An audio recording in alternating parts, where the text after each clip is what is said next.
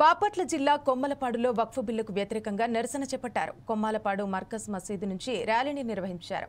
ఈ కార్యక్రమంలో ముస్లింలతో పాటు కమ్యూనిస్టు పార్టీ సభ్యులు పాల్గొన్నారు. పోరాడుదాం సాధిద్దాం అనే నినాదంతో ముందుకెళ్తామని వారు తెలిపారు. వక్ఫ్ సవరణ చట్టాలను వెనక్కి తీసుకోవాలంటూ డిమాండ్ చేశారు.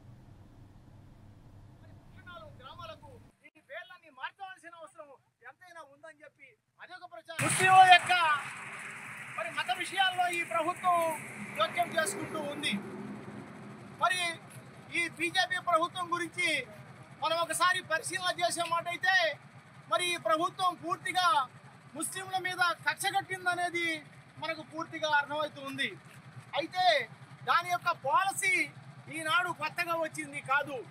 భారతదేశానికి 1947లో స్వాతంత్రం వచ్చే నాటికి ఈ బీజేపీ ఆనాడు ఒక రాజకీయ పార్టీగా లేకపోయినప్పటికీ కూడా ఆర్ఎస్ఎస్, బజరంగ దళ్ళు, విశ్వ హిందూ పరిషత్ అనే హిందూ మత సంస్థలు మరి ఈ దేశ స్వాతంత్రం కోసం పోరాడకపోగా ముస్లింస్ మీద పూర్తిగా కక్ష కట్టి ఆనాటి నుండే మరి మత విషయాల్లో జోక్యం చేసుకొని మత కల్లోలాలు సృష్టించడానికి మరి ఆర్ఎస్ఎస్ మూకలు ప్రయత్నం చేయడం జరిగింది.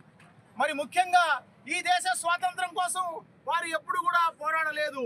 అంతేకాకుండా బ్రిటిష్ వారికి ఆనాడు వాళ్ళు పూర్తిగా మరి సహాయం చేసిన పరిస్థితి ఏర్పడింది.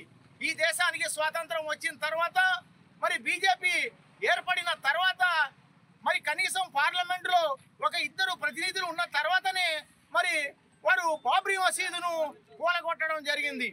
ఆనాడు కాంగ్రెస్ పార్టీ అధికారంలో ఉంటే మరి అధికారంలో లేకపోయినప్పటికీ కూడా బాబ్రీ మసీదును కూలగొట్టి వాళ్ళు అక్కడ రామ మందిరాన్ని నిర్మించుకోవడం జరిగింది.